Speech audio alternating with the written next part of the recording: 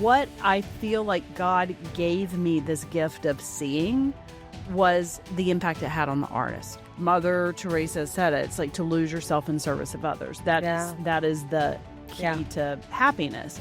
So whenever you come in and you want fame or you want attention or you want something other than the pure act of creation itself, it ruins everything. In our own lives, whatever we're going through, it's like if there's a way to make it better, if there's a way to be supported, if there's a way to have community around it, it changes everything. I have wasted so much time with people who don't go to the source or look at things at the surface level. Yeah.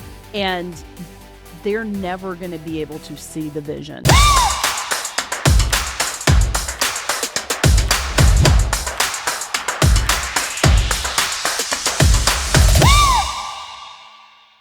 Hello, and welcome back to my podcast, Be the Train with Selena Ringel. I'm super, super excited for our guest today, Jennifer Howell, who is the founder of Art of Elysium, one of the coolest charitable organizations. I volunteered there for years. I absolutely love all the work that they do. They work with a lot of creatives and filmmakers.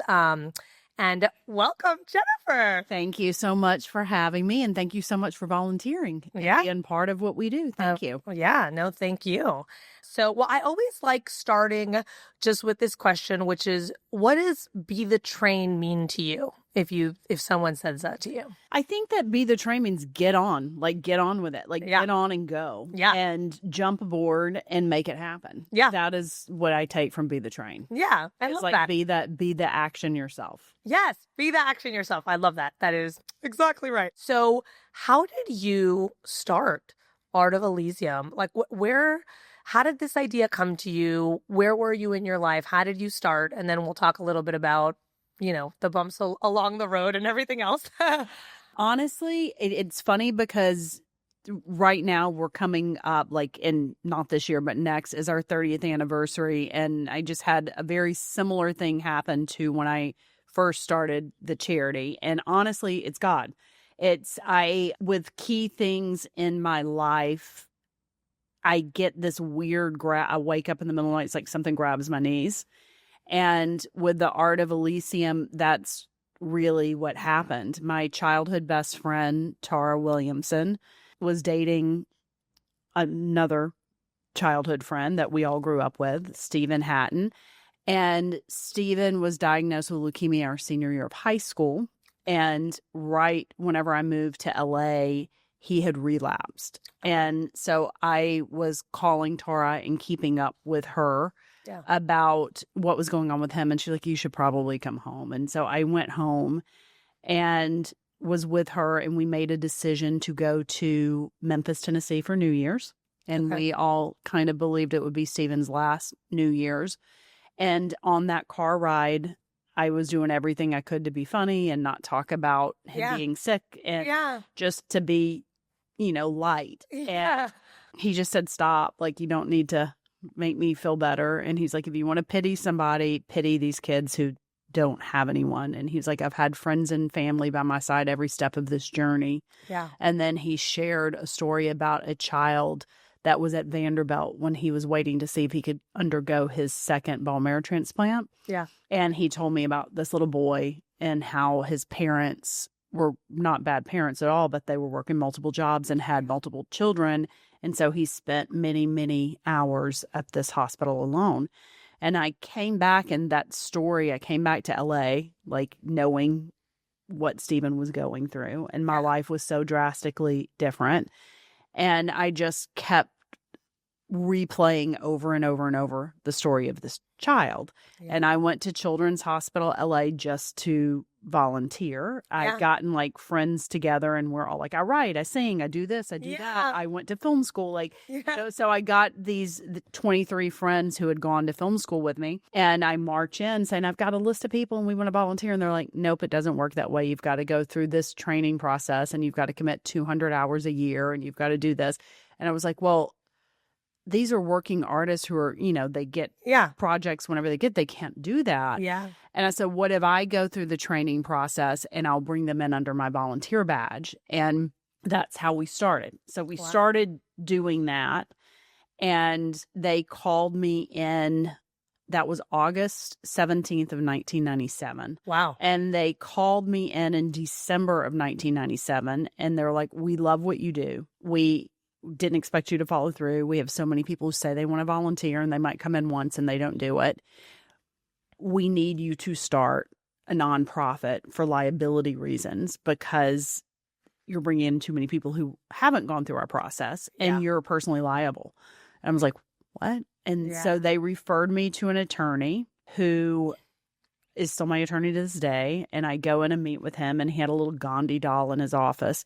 And I was like, why do you have Gandhi in here? And he was like, I have his birthday, and somebody had given it to him for his birthday. And I said, oh, are you October 2nd? And he said, yes. And so we share a birthday. Oh, wow. And all of these kind of connections had happened. But right before I went to see him, I had gotten like this knee grab in the middle of the night. And I was like, you have to do like a way for artists to fully plug in that is full circle, that you're supporting their creativity, but they are sharing their creativity in a way that impacts communities of need. Yeah. And so Matt had asked me in that meeting, he's like, okay, let's do this. And I kind of told him what had come to me in this middle of the night.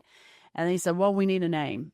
Yeah. And again, where I say it's like divinely guided, is this girl had given me a pack of matches. She'd been in Boston randomly. And she came back and she's like, I know this sounds so weird, but I was sitting in this restaurant and it was like Jennifer Howell, Jennifer Howell, Jennifer Howell, Jennifer Howell. And I brought these back for you. And she opens her hands and it's a pack of matches from the restaurant. And this had been a few months before I had this meeting with Matt. And on the pack of matches, it was Elysium, and that was the name of the restaurant. And it was phonetically spelled out, and it said from Greek mythology, where heroes would go to sit at the foot of God, the inner sanctum of heaven. I teared up. I'm tearing up. I said, I will name my little girl that one day. It's the most beautiful word I've ever heard. Yeah. And so I said to Matt, I'm like, what about Elysium? Yeah. And that was taken, and we played with different variations, and it just kind of hit me. It was like what these artists are doing through volunteering. It is the art of Elysium. It's the art of heaven. And so to encourage people to be creative and have this fully mutual exchange with someone and create with them and help them transcend their circumstances, that is heaven on earth. And that is where it comes from. Well, and I think also, I mean, from my experience having volunteered with you guys, I think it's like, it is so, to me, special. You know, a lot of kids, there are moments in their life, whether they're in a hospital or they're having other kinds of issues, or it's like you can't change the circumstance. Really hard circumstances can't be changed, but to ameliorate and like give life and laughter and love to the circumstance that is, and how much joy the kids experience and the artist who comes in, because at the end of the day, you know, as an artist, it's also very like lonely and hard, and you're living in your own art. And a lot of times you're not even sharing it because you're waiting for something to happen, or, you know, it's like there's a lot of joy that from just being self-expressed, but then to, on top of that, be able to self-express with people who like, it can really be life-changing to feel the laughter and the fun and the love and the script and the, you know, and then it just, it's such a special, unique opportunity. And I think that it's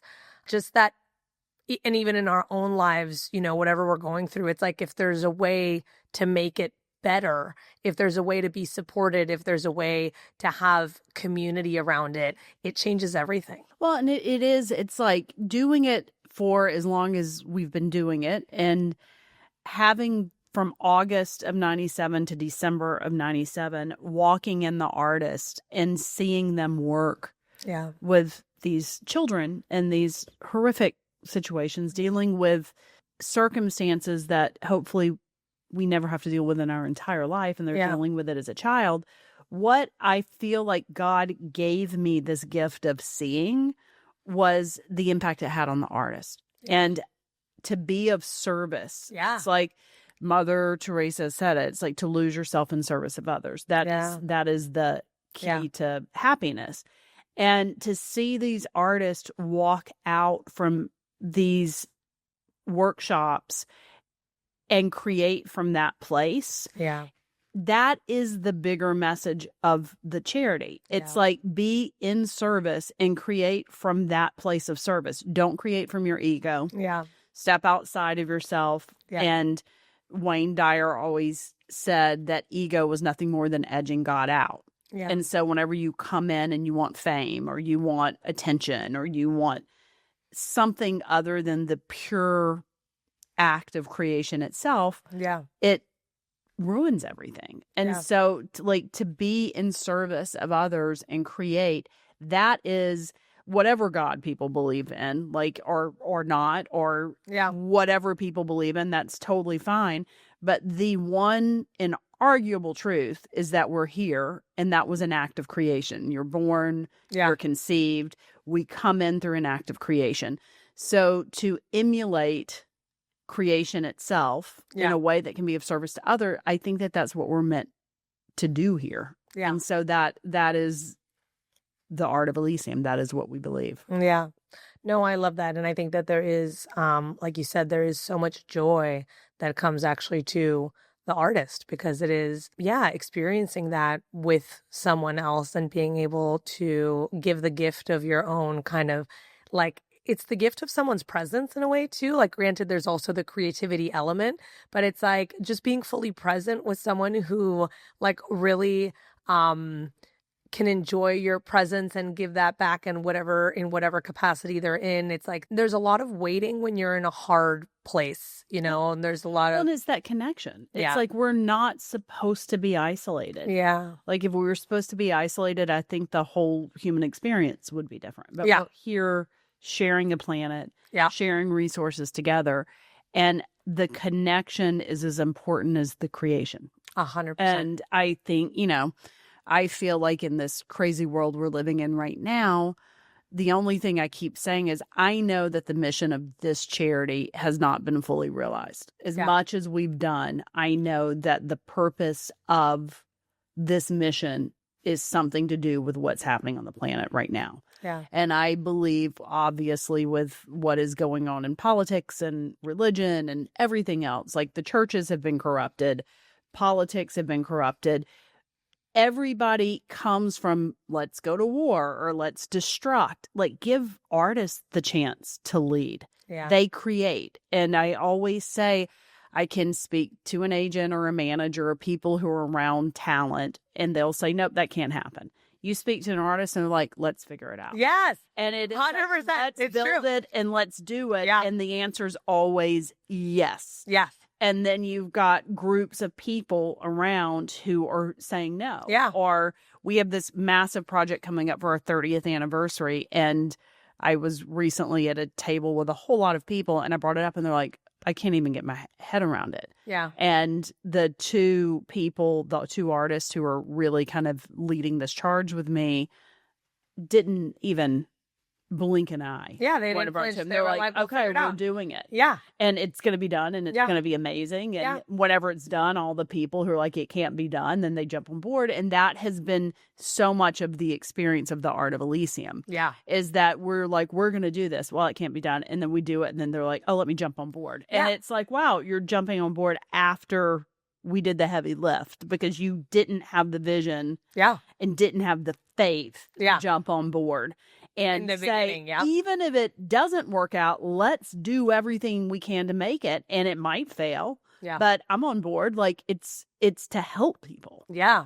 And so many people just truly don't care enough to do that. And that's what is crazy to me.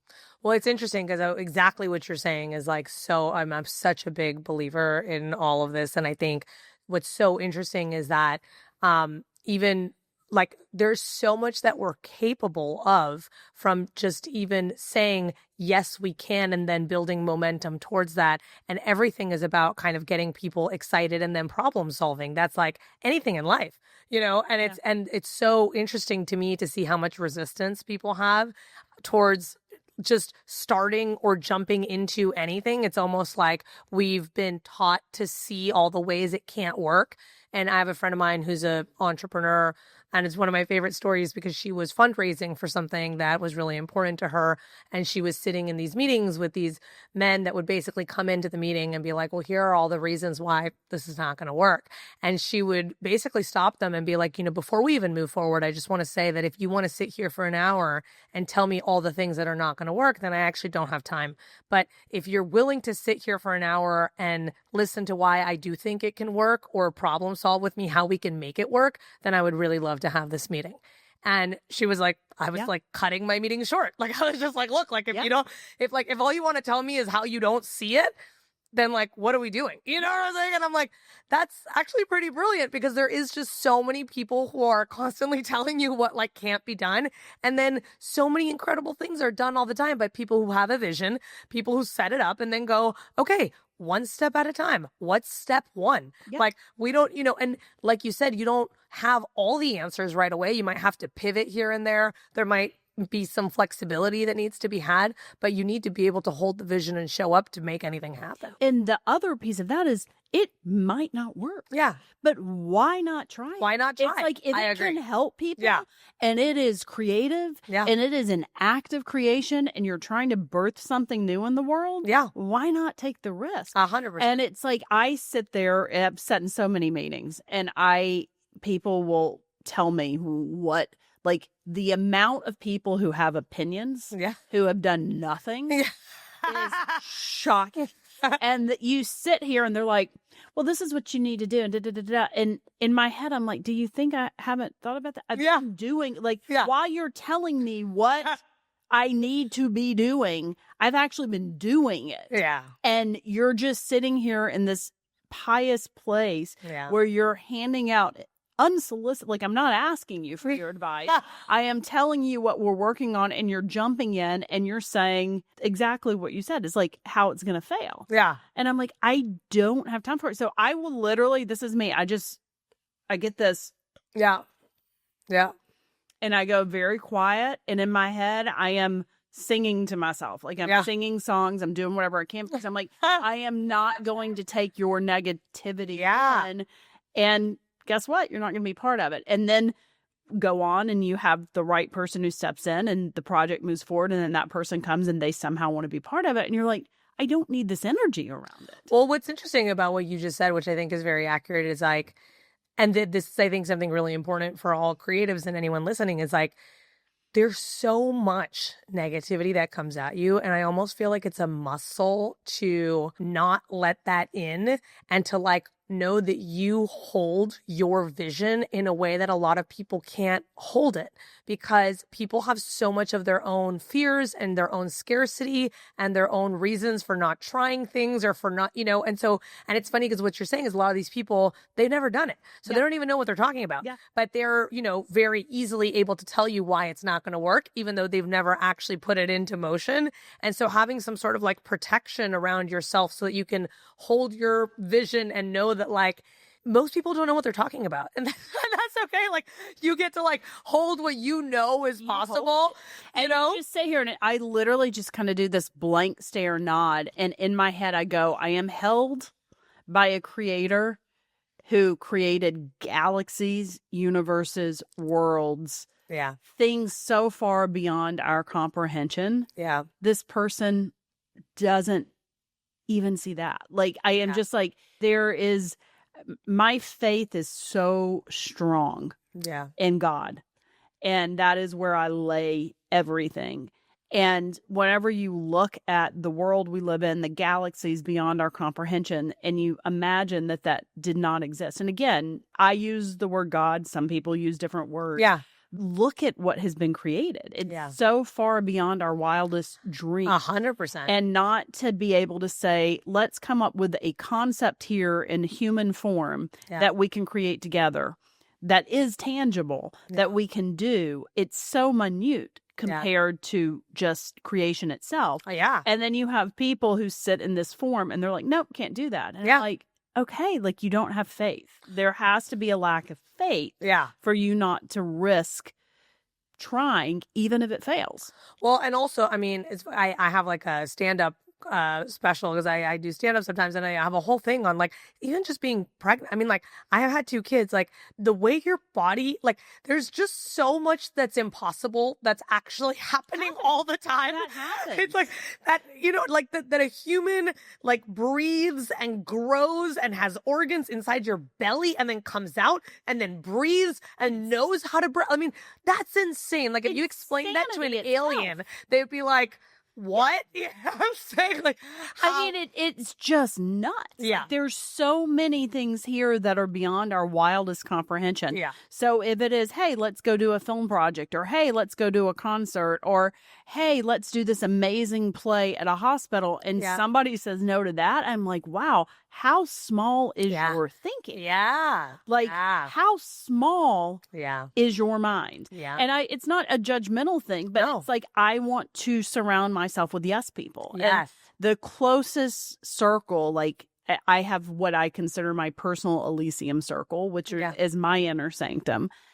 And they're all yes. Like, yes, let's do it. Yeah. Yep, let's do it. Yeah. Yep, let's do it. Yeah. And that's who I hold close. And some ideas might not pan out, some do. But that's okay. But they're always willing to try. Yeah. And also I think that because this is another thing I really believe in, it's like if it doesn't work, that's okay.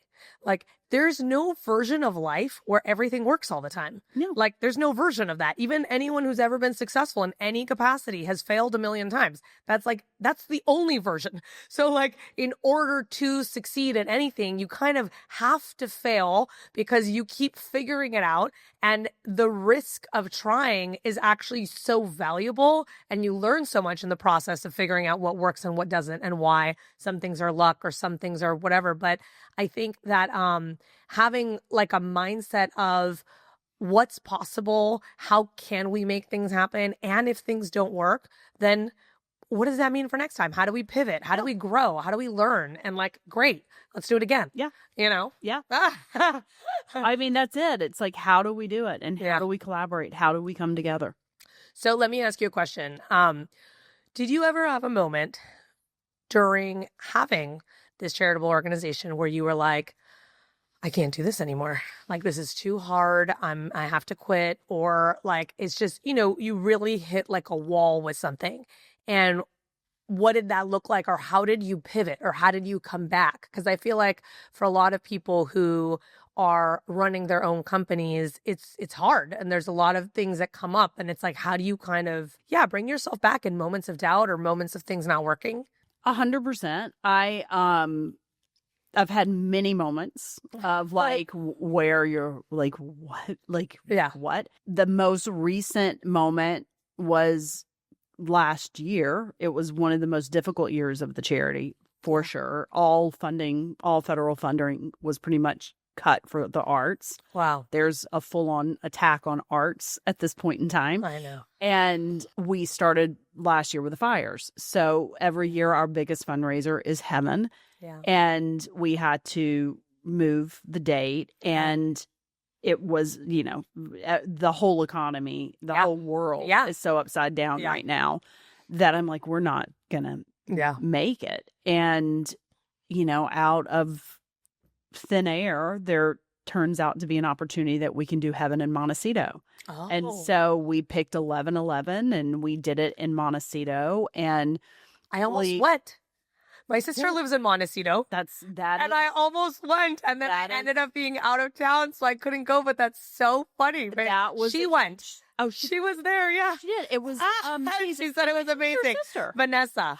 Oh my God! Of course. Yeah. I have put together that was your sister. Yeah. She's amazing. Yeah, she is amazing. Yeah, that's so funny. Great. What a small world. What a small world. She literally, like, she had 2 tickets and I was going to be her date. And then I ended up having to go out of town for something work-wise and I couldn't go anymore. She's amazing. Yeah, she is. That's so funny. I love that. Love the Montecito is beautiful. Beautiful. And a great place for it, too. We had this opportunity, and Lee's vision, Lee Daniels was the visionary, and his overall vision was heaven is reconnecting with your inner child. Yeah. And every time we talk about heaven, he would go back to being a child and being held in his mother's arms. And it really worked out better than could be expected because we ended up doing heaven and it was incredibly formal and incredibly beautiful. But after dinner, everybody was asked to go change in pajamas and come back as the child version of themselves and to see the world through childlike eyes and have the wonder of childhood. Yeah. And it worked out better than could have ever been imagined. Had we done what we were going to do here, it would have been a totally different experience. Yeah. Because doing it in Montecito, doing it at the Miramar, it really leaned into giving us the space to be playful and have these pajamas that Christian Siriano created and all of this stuff done in a way that you couldn't imagine. Yeah. So up until that point, I'm like, we're just not going to we're not going to make it. Yeah. And I was like, we've had a good run. I guess that this might be the time that we were going to do it. And that happened. And even coming out of it, like the funding has been super tough right now. Yeah. But we have 3 massive things that fell out of the sky. And so whenever because my prayer is always, if it's not your will, like, let's close it down. Like there is I try my best not to be attached to it from an ego place. Yeah. And that ego always creeps in. That's just humanity. Like, there's us. We are designed that way. But I try my best just to say, if it's not your will, like, let's shut it down. Let's do it. And somehow miracles keep kind of falling out of the sky to keep it going. So until that stops happening, I'm committed to trying to push this vision in whatever way it's intended to be. But through this kind of place of, do we throw in the towel right now? What has kept coming to me is the mission has not been realized. Like what this charity was created for, it has been in its infancy and training wheels for a very long time. And it's supposed to be bigger than LA and New York. It was in New York pre-COVID. But it's like both. But it is supposed to be global. Okay. And it is supposed to be a true sanctuary for artists to come together and collectively come up with how to give back to the world by whatever needs there are on the planet at the time. Yeah. And so I don't really know what that is, but I am certain at this point that what the charity was created for has yet to be done. Yeah. So, but I mean, obviously on its way. I think that everything is, like you said, obviously I think one of the hardest things in any creative or entrepreneur or when you're building something yourself is just how much longer things take than you expect. I think there's like a timeline in our head, especially if you are trying to create impact and if you really care about whatever it is that you're trying to do, there's like a timeline in your head of how quickly things should happen. But what I also think is interesting is that sometimes in that, in the same framework that you're talking about, whether it's God or whatever you believe in, has a plan of why it's taking longer. And sometimes it's taking longer because you're getting ready in other ways for something bigger that you don't even know about yet, and maybe there's things that you're now trained to deal with or trained to do that when this bigger version that exists is coming, when this global version is coming, when it's like, there's going to be this moment where you're like, oh, I needed those 30 years to deal with this now because I wouldn't have been able, you know what I mean? I don't know. Like, it's interesting. I find that a lot. And, when I'm talking to people that it's like these like, okay, whoa, that took a lot longer than I thought. And now I'm like so ready in a way I would have never anticipated. Well, and to that point, after heaven this year, it was like the week after heaven is when I got the last like grab of my knees. And there was the charity, the Art of Releasing, when I got the grab by the knees. There was EBS, which we had launched back in we announced it in 2017, but we'd technically been working on it since 2011. That was a big grab on the knees. And then right after heaven this year, I woke up in the middle of the night with this other big grab on my knees. And I'm like, you've got to be kidding me. Not now. Like, can I just sleep? Yeah. Can I not just rest? Yeah. And what we're planning for the 30th anniversary, I think it could heal a lot of people. Yeah. And I think it is definitely part of it. And it is definitely happening every day. Something else just falls out for this thing that's happening in 30th anniversary. But you are tired too. Yeah. Like there is a thing where you're like, I just need to rest. Yeah. And my boundaries are terrible. Like I am too accessible. Like I am pulled in so many different ways that I am zapped a lot of the time. Yeah.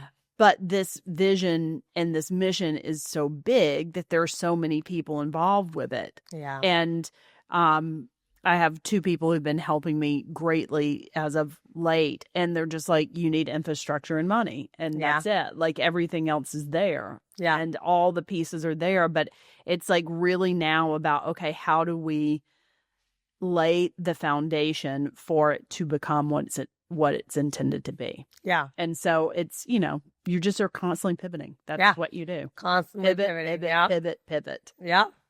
What would you say is some advice that you would give to anyone who holds a vision for a dream and doesn't quite know how to start? Or, I'm sure there were so many steps that it took to get to where you guys are now. But, is there anything you tell yourself, or is there anything that helps you as you're navigating all of these, different, like blocks, because I think there's a lot of blocks along the way, and it's like you have to figure it out. And so what can you tell yourself for? Well, it's interesting. David Lynch is why I went to film school. Like that is what, like a little girl from Mississippi, I saw Wild at Heart and I'm like, I want to do that. Yeah. Like I just fell in love with that movie. And I was very lucky that I got to meet him several different occasions and then got to like sit with him about one of the projects for the charity. I sat down with him and I was explaining the project to him and explaining kind of the spiritual undertone of the project. And so many people that I had met with about the project, they're like, no, you need to make it like this and it needs to be this and you need to take that out. Nobody's going to understand it. And I, was sharing it with David and he loved the project. And he goes, fuck them. And I was like, what? And he was like, you lose everything. Everything at the end of the day comes down to connection and spirituality. If people can't see that, fuck them. Yeah. Don't you ever give up on that. Like it's so much bigger than what they're looking at. They're looking at it at the surface, and you always have to go to the source. Yeah. And he's like, with everything you do, go to the source. Yeah. And we all come from that source. We all return to that source. That source is what matters. Yeah. And he was like, and if they don't see it, just move on. Yeah. And I'm not great at heeding that advice, but it's true. It's like I have wasted so much time with people who don't go to the source or look at things at the surface level. Yeah. And they're never going to be able to see the vision. Yeah. That I am striving for. Yeah. If they're looking at it at that one-dimensional place. Yeah. Well, this is what works. And how many meetings I've been like sitting down and where people are just like, this is how it's done. And I'm like, nothing we've ever done as an organization has ever fallen into this is how it's done. Yeah. Everything has been entirely different. Yeah. It's like with Heaven, there was a group of people at one point, they're like, it should be like the West Coast Met Gala. Like, that's what it should be. I'm like, that's not what it is. Yeah, you're like, that's not what we're doing. That is not what this is ever going to be. Yeah. We're giving visionaries who have impacted the world through their creative selves the opportunity to show us what their heaven would look like. Yeah. And how their vision of heaven and what Jim Sheridan's vision of heaven looks like, what Marina Abramovic's vision of heaven looks like, what Mark Mothersbaugh's vision of heaven looks like, they can all coexist. Yeah. And they're all incredibly different. Yeah. But we hold within us this idea of what this ideal place looks like. And we all should be able to realize that. And if that was the conversation going on, it's like, what's heaven to you? Yeah. As opposed to, oh my God, like what war is going on, or like this is how it's done. Yeah. It's like, let me help you see your heaven. Yeah. Let you help me see your heaven. People still try to put that experience in a box. It's, well, you need to do this. And I'm like, no, whenever we select the visionaries, my job is to completely get out of it and let them run with their vision. Yeah. Like, I have to remove myself and my desires. And there's been some years that there are things that I definitely would not have done, but it's not me steering the ship. I have to give them a platform in which they can fully create. Yeah. And people try to even control that. Yeah. It's like, no, you got to have this and that. You got to have this element, or you got to have that. And, they compare it to what they know because people are uncomfortable stepping into foreign territory. Yeah, 100%. But I think that, but that is where magic happens, is in the foreign territory, and is in letting the artist be an artist and have a vision. And it sounds like a lot of what you're doing is allowing these artists and supporting them in their vision as you're building your vision. And so you have to give permission to, the artist to have the vision that they're holding too, because if not, it doesn't work. So you were just mentioning that you guys produced like over 70 something films. So how does that work? Like, is there like a part of Art of Elysium that produces, or how do the projects come into your guys' or how does that work? So it's all different. So in the beginning days of the charity, where the whole production arm kind of came from, is every event we did, like starting with music, it was the first thing we did. We would get 3 unknown bands and 1 headline act. And we would do these monthly shows, and that's how we would buy supplies to go do our programs. And so every person who performed at these showcases would sign up to volunteer.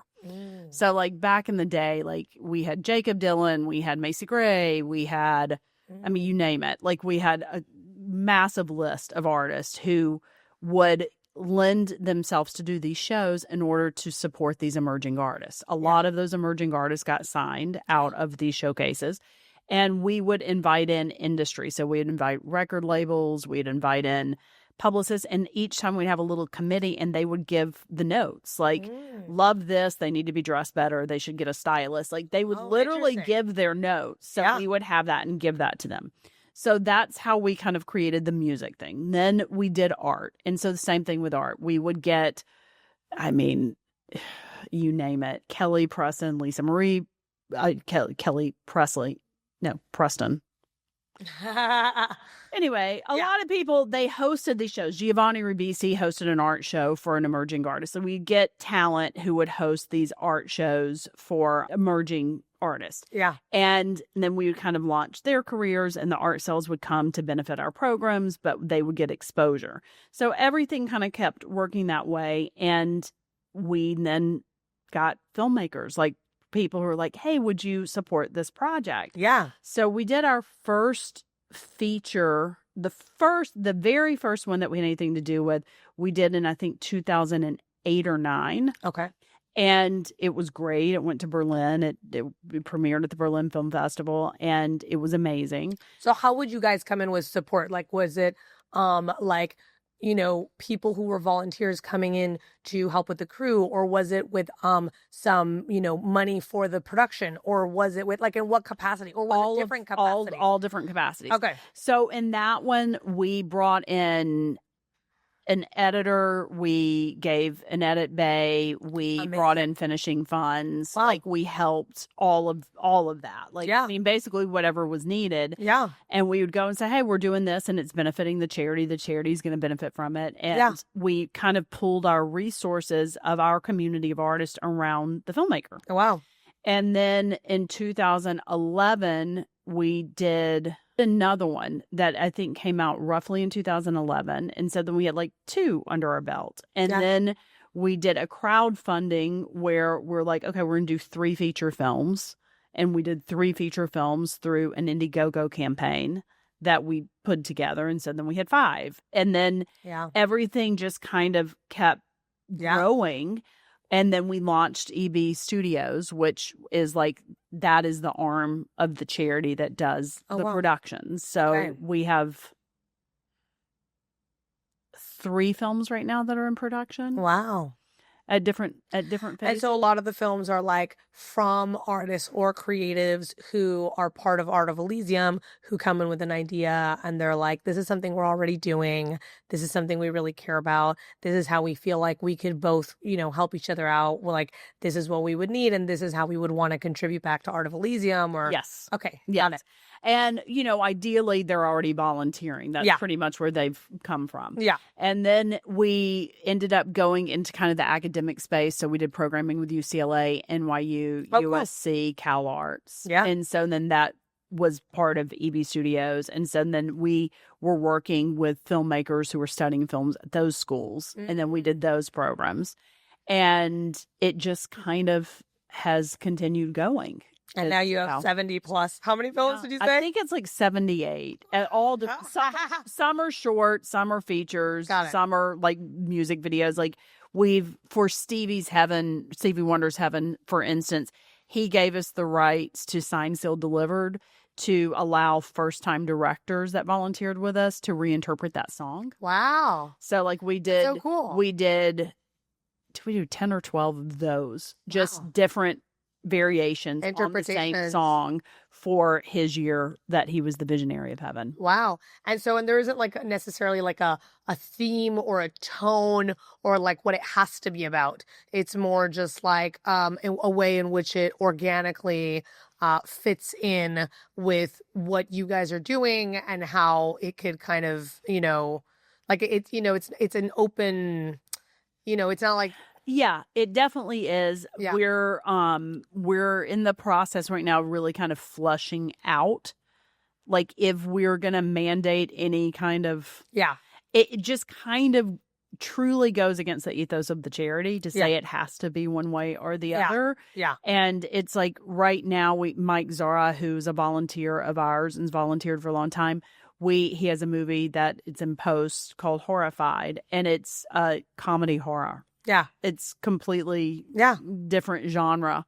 And there was no, plan or controlling that kind of thing. Yeah. Cool. Well, so like you're really in so many creative spaces. What do you think is what's like the number one thing creative people complain about? And what's like the number one thing successful creative people do?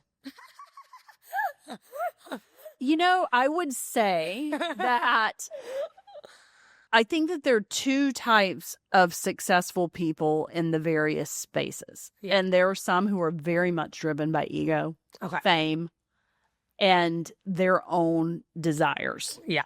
That kind of person is not who I resonate towards, nor do I find successful. Yeah. No matter how much money they might have or no matter how much they've succeeded, I find that they're usually incredibly unhappy. Yeah.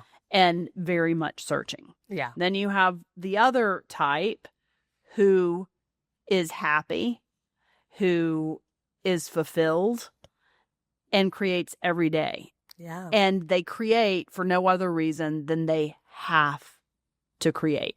Yeah. And I say this about every single one of our visionaries for heaven without fail. And, we do art, fashion, film, music. We really cover all the arts. There is not one visionary that has ever been selected who does it for ego. Yeah. And who would not be doing exactly what they're doing if they were homeless on the street. Yeah. And they're living their creative passion because they have to. Yeah. And those are the people that worlds orbit around. Yeah. And those are the people who are successful, not because they've made a lot of money and they've become successful in their craft, but because they would be happy doing it no matter where they are.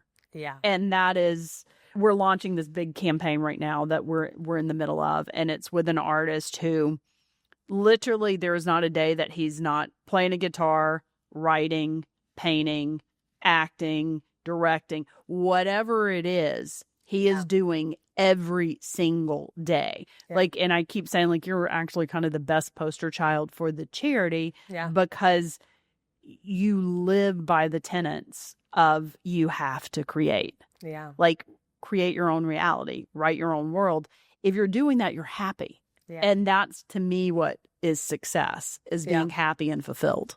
Yeah. Not grasping at whatever the next trend is, or I got to do it like the Met Gala does it, or I got to emulate something else. But it's, you're creating your own thing. And believe me, hands down in the Met Gala, I think what they do is amazing.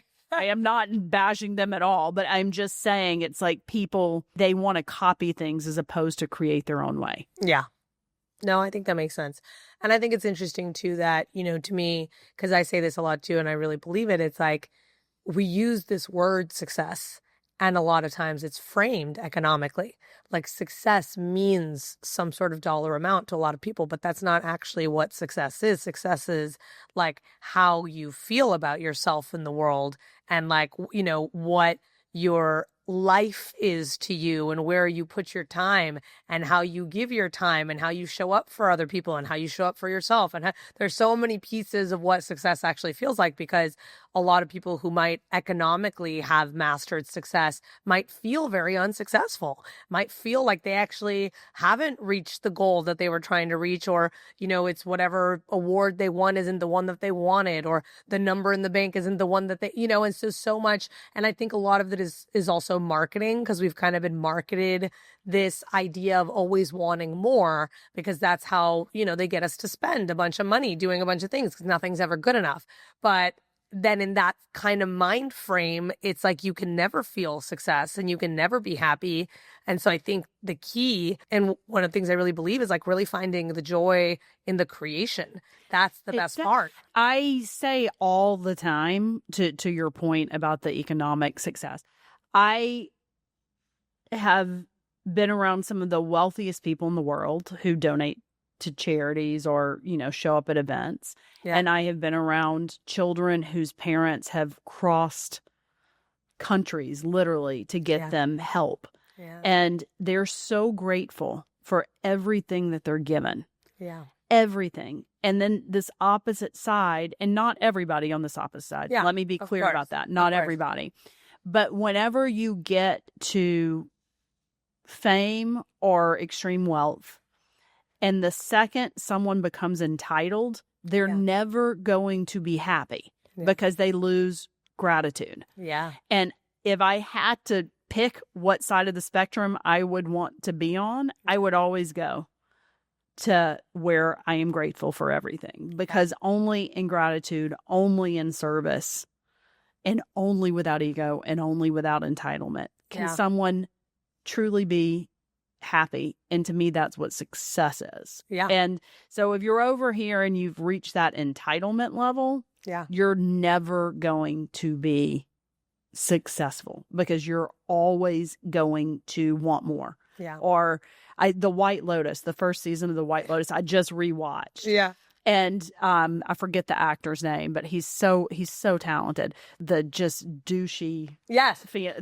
guy, pineapple room. Yes. And the whole thing is, I want this room. I want this room. I want this room. We deserve this room. We deserve this room. We deserve this room. Yeah. That is the best incarnation in that role of what entitlement looks like. Yeah. And it's like, you're never going to be happy. Yeah. Because you're going to get in the pineapple room, and there's going to be another room that you're going to want instead of that.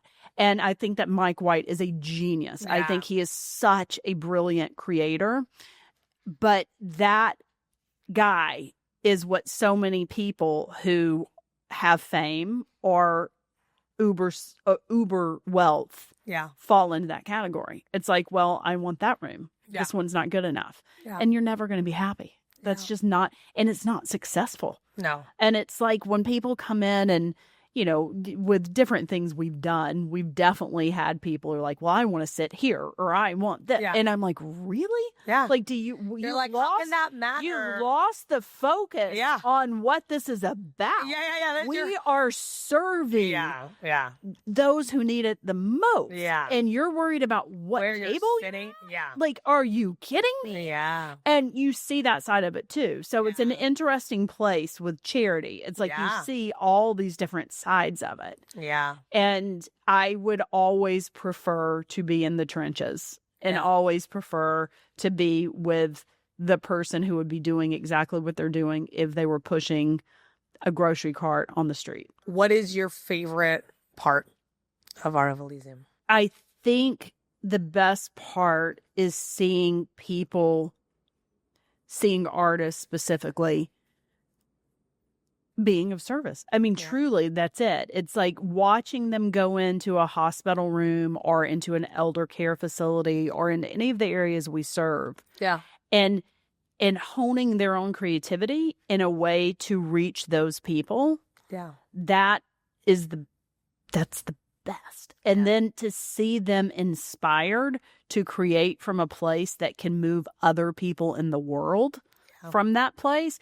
That's it. It's like this thing, and I'm being very cagey about it because it's not been announced yet, but this project that we're doing for the 30th anniversary, it is literally a group of artists coming together and writing and creating from the place of true service. Yeah. And it's going to be amplified around the world.